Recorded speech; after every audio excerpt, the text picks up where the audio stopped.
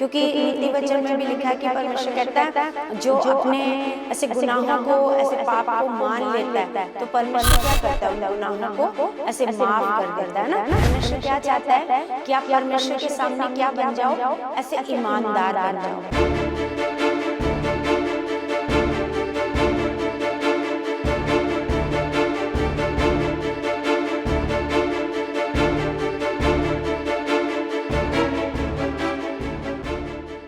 Praise the Lord everyone, God bless you all.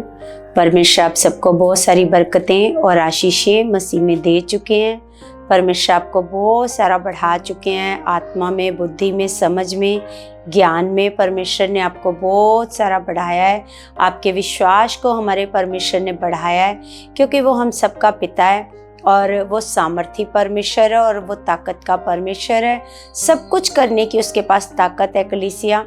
और सच में वो महान खुदा हमारे जीवनों, हमें उसने अंधकार में से निकाला है। तो हमारे जीवनों से हमारा परमेश्वर क्या चाहता है कलीसिया? सबसे बड़ी बात है कि हमें सीखना है कि हमारा परमेश्वर क्या चाहता है हमारे जीवनों से, है ना।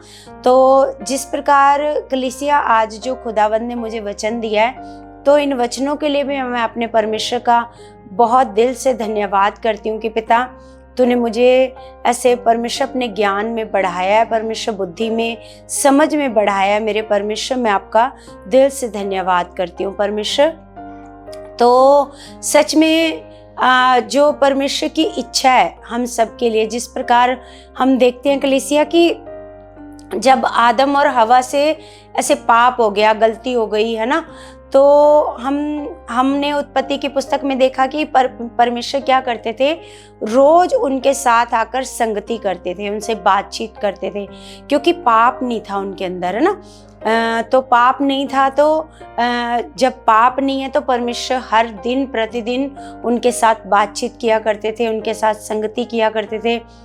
लेकिन जैसे उनके जीवन में पाप आया, है ना, अब परमेश्वर को तो पता है कि इन्होंने पाप किया, इन्होंने गलती की है। तो जब परमेश्वर फिर भी उनके सामने आते हैं, है ना, ऐसे आवाज लगाते हैं आदम को, है ना।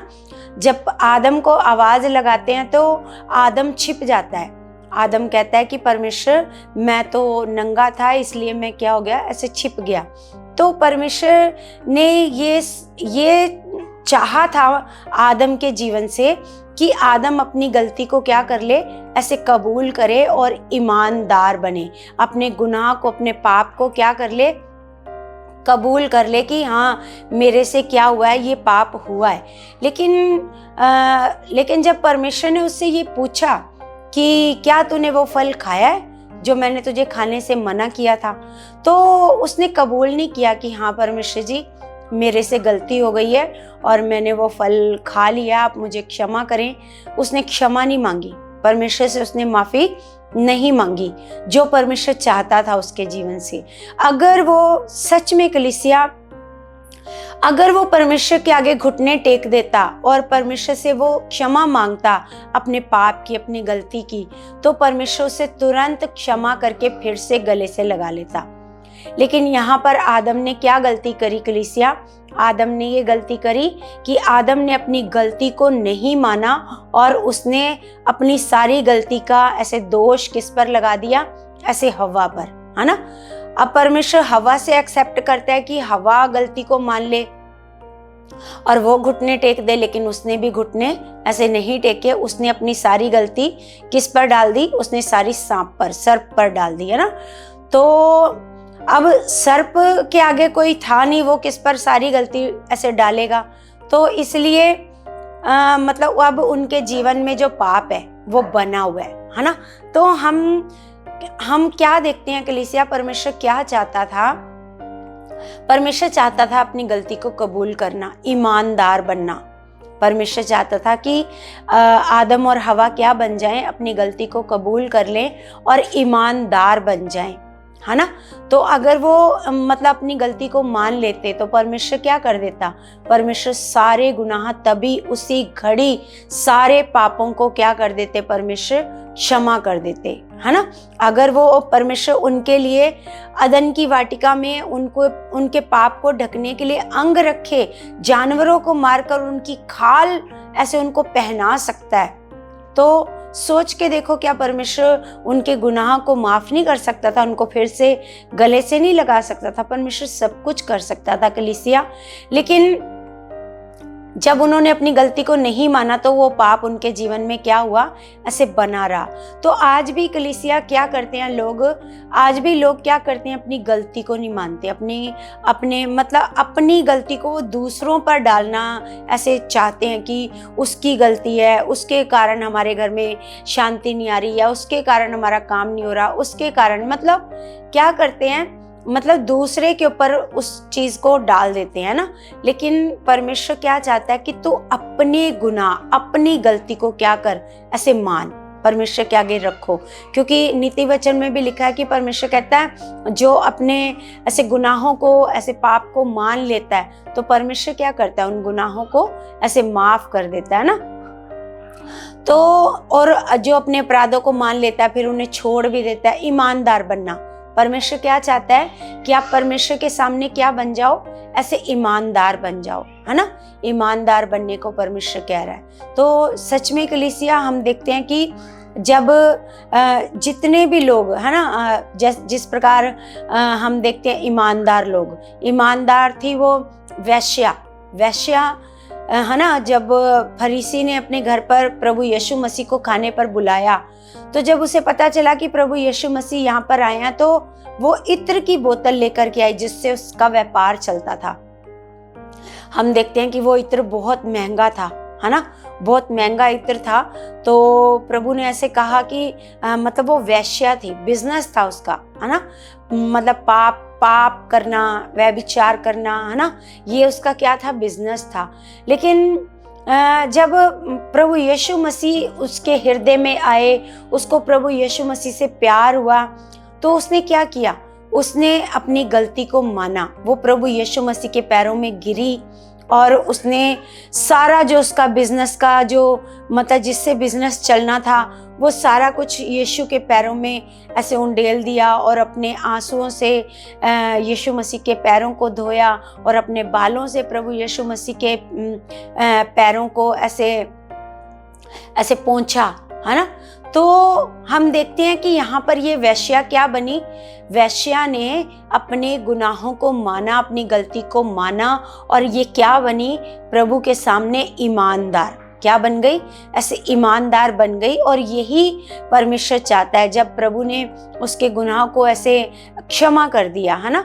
तो हम देखते हैं कि वहाँ पर फरीसी क्या कह रहा है, फरीसी ये सोच रहा है कि ये कैसा भविष्यद्वक्ता है जिसको ये पता ही नहीं चल रहा, जो इसके पैरों में गिर रही है वो कौन है ना।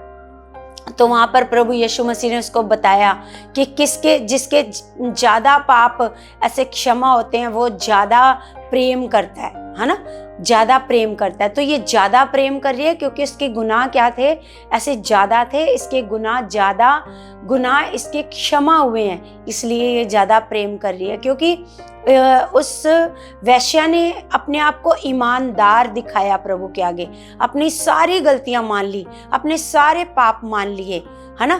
तो इसी प्रकार हम देखते हैं कि जक्कई के बारे में, है ना। तो जक्कई ने क्या किया कलीसिया, जक्कई भी जब प्रभु यीशु मसीह से प्रेम करने लगा तो वो देखना चाहता था प्रभु यीशु मसीह को, है ना। हम जक्कई के बारे में देखते हैं कि वो छोटे कद का था, तो वो ऐसे उसने सुना कि हमारे इस एरिया में प्रभु यीशु मसीह आ रहे हैं, तो वो भी प्रभु यीशु मसीह को देखना चाहता था। तो लिखा है कि वो एक ऐसे छोटे कद का था और सारे उससे लंबे लंबे थे। तो वो एक गुलर के पेड़ पर चढ़ गया, है ना। जब वो गुलर के पेड़ पर चढ़कर प्रभु यीशु मसीह को ऐसे देखने लगा तो प्रभु यीशु मसीह ने ऐसे उसको बोला कि जक्कई तो झट नीचे उतर आ, क्योंकि अब मुझे तेरे घर में ऐसे जाना अवश्य है, आज रात मुझे तेरे घर में जाना है, क्योंकि तेरे घर में क्या आया है, उद्धार।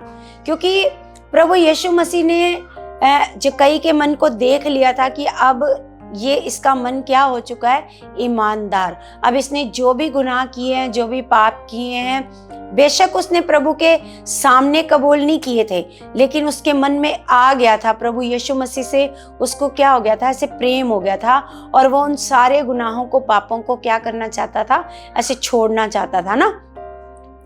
तो वो ईमानदार बना कलीसिया। तो प्रभु ने तुरंत बोला कि आज तेरे घर में क्या आया है, ऐसे उद्धार आया है ना।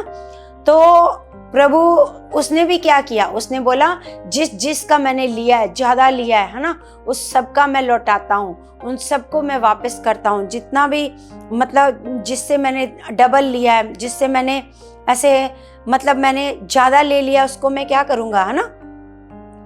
लिखा, मैं आधी संपत्ति कंगालों को देता हूँ, और यदि किसी का कुछ भी अन्याय करके ले लिया तो उसे चौगुना फेर देता हूँ। तब यीशु ने उससे कहा, आज इस घर में उद्धार आया है, इसलिए कि ये भी अब्राहम का एक पुत्र है, क्योंकि मनुष्य का पुत्र खोए हुओं को ढूंढने और उनका उद्धार करने आया है ना। तो जब प्रभु ने उसको बोला कि तेरे घर में जाना है, तो जब वो प्रभु उसके घर में गए तो क्या हुआ, है ना, तुरंत वो क्या बन गया, ऐसे ईमानदार। प्रभु के सामने उसने अपनी सारी गलतियों को क्या कर लिया, ऐसे कबूल कर लिया कि प्रभु जिसका भी मैंने अन्याय करके लिया उसको मैं चौगुना फेर दूंगा, है ना, वापस करूंगा। क्योंकि जब उसने ऐसे बोला तो प्रभु ने उसको बोला कि आज इस घर में क्या आ गया है, उद्धार आया। तो कलीसिया कि प्रभु को केवल अपने मुंह से अंगीकार कर लेना काफी नहीं है, प्रभु को अंगीकार करने के बाद अपने आप को ईमानदार बनाना, प्रभु के सामने ईमानदार बनाना, है ना, ये ऐसे होएगा हमारा उद्धार। अगर हम प्रभु को केवल मुंह से ग्रहण कर लेंगे और हमारे जीवन में वही छल कपट, वही बुराई, वही लालच, वही धोखा, वही सब कुछ चलता रहेगा, तो फिर उद्धार कैसे आएगा कलीसिया। उद्धार कैसे आया, जैसे कई के जीवन में कैसे उद्धार आया, जब उसने अपनी गलतियों को मान लिया, अपने पापों को मान लिया, और उसने क्या किया, अपनी गलतियों के ऊपर काम करना शुरू किया। उसने बोला प्रभु को कि प्रभु मैंने जो भी अन्याय करके लिया है किसी का, है ना, तो मैं उसको क्या कर, क्योंकि एक चुंगी लेने वाला था, चुंगी ज्यादा ले लेता था ना, तो चुंगी का मतलब होता है टैक्स लेना, है ना, ज्यादा ऐसे ले लेता था। तो उसने बोला जिसका भी मैंने लिया है ज्यादा अन्याय करके, तो मैं उसको क्या करूंगा, चौगुना फेर दूंगा ना। तो मैं अपनी सारी संपत्ति को क्या करूंगा, मैं अपनी सारी संपत्ति को कंगालों को दे दूंगा। ऐसे करके जब उसने बोला तो प्रभु ने उसको बोला कि आज इस घर में क्या आया है, ऐसे उद्धार आया है ना। तो सच में कलीसिया वो महान परमेश्वर है, वो क्या चाहता है हम लोगों के जीवन से, सच में वो हमारे जीवन में ईमानदारी चाहता है। वो चाहता है कि आप सारे गुनाहों को, सारी गलतियों को अपने जीवन में मानो, और सारी गलतियों को मान करके, उन्हें छोड़ करके परमेश्वर के साथ पूरी वफादारी से और पूरी ईमानदारी से चलो, है ना। तो हम जिस प्रकार देखते हैं कलीसिया की जब प्रभु यीशु मसीह क्रूस के ऊपर थे, तो हम देखते हैं कि प्रभु यीशु मसीह के एक तरफ चोर और एक तरफ ऐसे डाकू थे, है ना। तो उसने क्या किया, है ना, जो एक तरफ ऐसे चोर था उसने क्या किया, अपने मन को ऐसे क्रूस पर ही अपने सारे ऐसे गुनाहों को क्या कर लिया, ऐसे मान लिया ना। अपने गुनाहों को जब उसने माना प्रभु के सामने, वो क्या बना, प्रभु के सामने वो ईमानदार हुआ। ना तो उसने कलीसिया, ना तो उसने, क्योंकि बपतिस्मा लेने का उसके पास समय नहीं है, प्रार्थनाएं करने का उसके पास समय नहीं है, बाइबल पढ़ने का उसके पास समय नहीं है, लेकिन क्रूस पर लटके उसने क्या किया, उसने अपने मन को क्या कर लिया, मन को ईमानदार बना लिया, और अपनी सारे गुनाहों को प्रभु यीशु मसीह के आगे ऐसे मान लिया। जब प्रभु यीशु मसीह के आगे उसने मान लिया, तो प्रभु ने भी क्या बोला उसको, प्रभु ने बोला कि तू आज ही मेरे साथ क्या होएगा, मैं तुमसे कहता हूँ, सच सच कहता हूँ, आज, मतलब आज मैं कह रहा हूँ, है ना। वहां पर ऐसे कोमा लगाने में थोड़ी मिस्टेक है ना।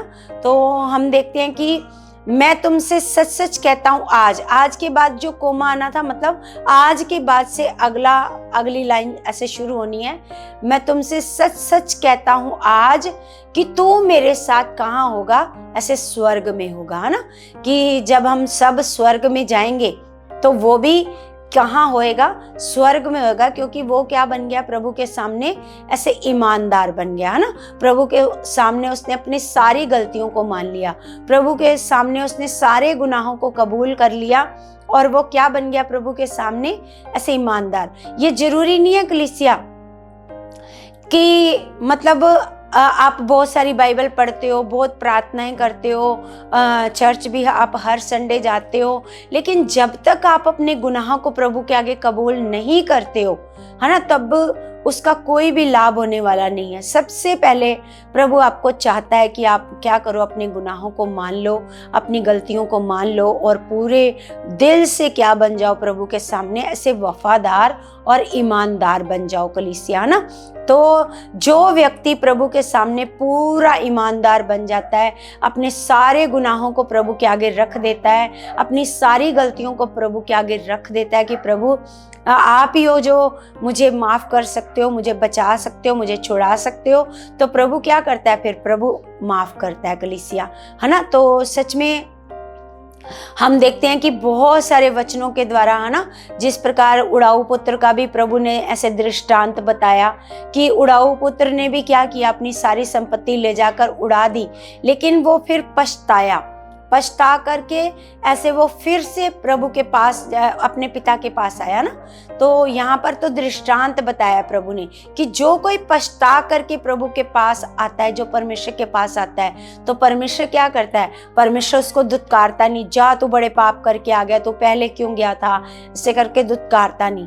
परमेश्वर क्या करते हैं, परमेश्वर उन सबको गले से लगाते हैं जो अपनी गलतियां मानकर, है ना, अपने गुनाहों को मानकर परमेश्वर के सामने आकर पश्चाताप करते हैं। तो सच में कलीसिया, आज खुदावंद ने सिखाया, चाहे आपके लिखा है आपके पाप कितने भी लाल रंग के सुर्ख ऐसे क्यों ना हो, लेकिन फिर भी प्रभु क्या करेगा, उन सबको हिम के समान क्या कर देगा, ऐसे सफेद कर देगा ना। तो जितने भी आपके गुनाह हैं, जितने भी पाप हैं, आप ईमानदारी से परमेश्वर के आगे रख दो, परमेश्वर के आगे ईमानदार बन जाओ और परमेश्वर को कहो कि परमेश्वर जी आप ही मेरी मदद कर सकते हो, मुझे परमेश्वर अपने साथ खराई से चलने के लिए, वफादारी से चलने के लिए, मैं आपके साथ पूरा जीवन भर ईमानदार रहूं, इसके लिए आप ही मुझे परमेश्वर मेरी मदद कर सकते हो परमेश्वर। और सच में परमेश्वर आपकी मदद करने को तैयार हैं कलीसिया। तो सच में कलीसिया, मेरा ये विश्वास है कि आज का वचन आपके जीवनों में बहुत सारा कार्य कर चुका है और आप बहुत सारा परमेश्वर के सामने वफादार और ईमानदार बन चुके हो और परमेश्वर आपके जीवन में बहुत बड़े बड़े कामों को कर चुके हैं। तो कलीसिया, मैं जिस प्रकार हर वीडियो में आपसे ऐसे रिक्वेस्ट करती हूँ कि आपने इस वीडियो को आगे से आगे ज़्यादा से ज़्यादा शेयर करना है और आगे से आगे लोगों तक आपने इस वीडियो को पहुँचाना है, ताकि परमेश्वर का जो ज्ञान है, परमेश्वर की जो शिक्षा है, वो परमेश्वर के लोगों तक जाए और परमेश्वर के लोग आत्मा में बढ़ते जाएं, ईमानदारी में, वफादारी में बढ़ते जाएं कलीसिया। और मेरा विश्वास ऐसा हो चुका है यीशु मसीह के नाम से। और हम सब अपने हाथों को उठाएंगे। स्वर्गीय पिता, मैं आपका धन्यवाद करती हूँ मेरे परमेश्वर, आप महान और जीवित खुदा हो मेरे पिता, आप सर्वशक्तिमान हो, जिंदा खुदा हो पिता परमेश्वर जी। मेरे महान पिता, मैं आपके बच्चों को आपके हाथों में सौंपती हूँ खुदावंत, मेरे महान परमेश्वर जी। पिता परमेश्वर, मैं आपके बच्चों के लिए विश्वास करती हूँ और प्रार्थना करती हूँ खुदावंत परमेश्वर, ये जो भी परमेश्वर पाप में पड़े हैं, गुनाह में पड़े हैं पिता, वो सारे गुनाहों को छोड़कर पिता आपके साथ ईमानदार हो चुके हैं पिता परमेश्वर, आपके साथ वफादारी से चलने वाले बन चुके हैं परमेश्वर। मेरे महान पिता परमेश्वर जी, मैं आपका धन्यवाद करती हूँ मेरे महान पिता परमेश्वर। पिता परमेश्वर जी, आपके साथ पूरी खराई से, वफादारी से, ईमानदारी से चलने वाले बन चुके हैं पिता। आपका पवित्र आत्मा इनके जीवनों में काम कर चुका है पिता। जो दुखों में, हालातों में पड़े हैं परमेश्वर जी, आपका आत्मा उन्हें छुड़ा चुका परमेश्वर जी, आपका आत्मा उन्हें बदल चुका है मेरे परमेश्वर जी। मेरे मेरे महान पिता, सच में आपकी सामर्थ आपके बच्चों के जीवन में कार्य कर चुकी है पिता। परमेश्वर सच में आपकी दलेरी परमेश्वर तेरे बच्चों के जीवन में कार्य कर चुकी है खुदावंद। मैं विश्वास करती हूँ पिता, जो मैंने प्रार्थना में मांगा है खुदावंद, ऐसा हो चुका है यीशु मसीह के नाम से। आमीन आमीन। सबको जय मसीह की।